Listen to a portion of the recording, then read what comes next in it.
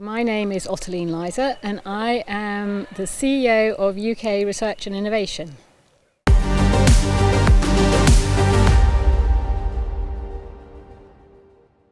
I had really quite a standard academic career pathway until very recently. So I went to university, I stayed in the same university to do my PhD.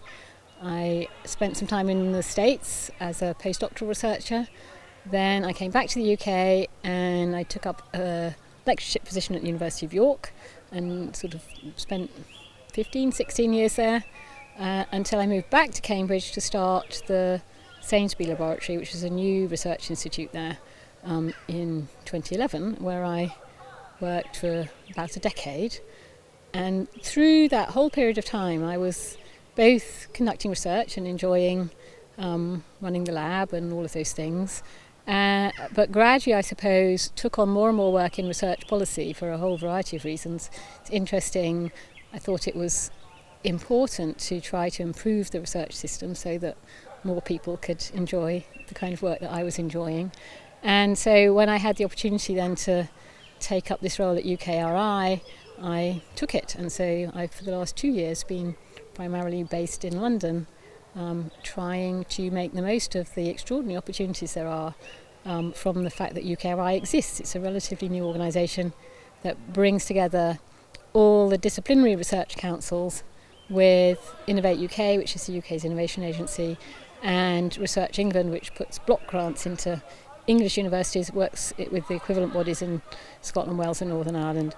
And so together we cover research and innovation across all the disciplines and in all the sectors that conduct research and innovation. So we have a kind of route into every part of the system, and that for me is key, is to recognise, reward and value the diversity in the system and join it up so that we can actually benefit from that diversity. So diversity with collaboration and connectivity to create the kind of dynamic creative system that we need, with people moving around between disciplines and between sectors, and with all the skills and inputs that we need properly valued and rewarded.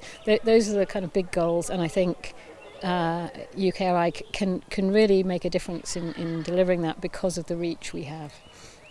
I'm kind of fundamentally, how does that work person? I mean, that's the kind of first question I ask in most contexts, how does that work? And I'm interested in understanding how things work and how they work dynamically, and in the kind of principles, the regulatory principles that underpin how things work. And so through that I wound up focusing on a particular question in plant developmental biology, because it encapsulated all of those key questions, and that was a question about how shoot branching happens. And it's really about decision making at some level in plants. If you're a little bud on a plant, deciding whether or not to go out is a big decision. How do you make that decision in a way that takes into account all of the kinds of things that matter from a plant survival point of view? How much resource is available, how much nitrogen do I have, how sunny is it, how windy is it? I mean, all of those kinds of things that will impact on whether or not a bud should grow out. How does a plant take all of that information, integrate it all together and make sensible decisions about how bushy to be? And so I spent a lot of time working on that. And it is it's a really interesting question. It, in the end, comes down to kind of information flows in plants, which I've found very interesting. It's lots of small hormone molecules moving up and down and regulating each other's movement, and together those interacting hormone systems allow the plant to make these integrated decisions with no central processing. And that's the other key issue. If you're a plant, you're very vulnerable to being eaten, and so having a single central processing place like an animal in its head would be a very bad idea. So they make the decisions with very distributed decision-making processes, which is very interesting.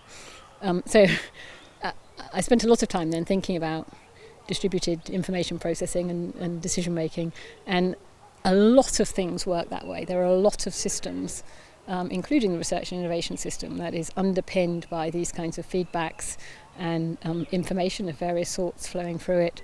And I think a lot of the basic principles for how plants make decisions you can apply in a lot of different situations, and I guess it's kind of sort of fundamental principles of how systems self-organise, and that you can use that in your daily life.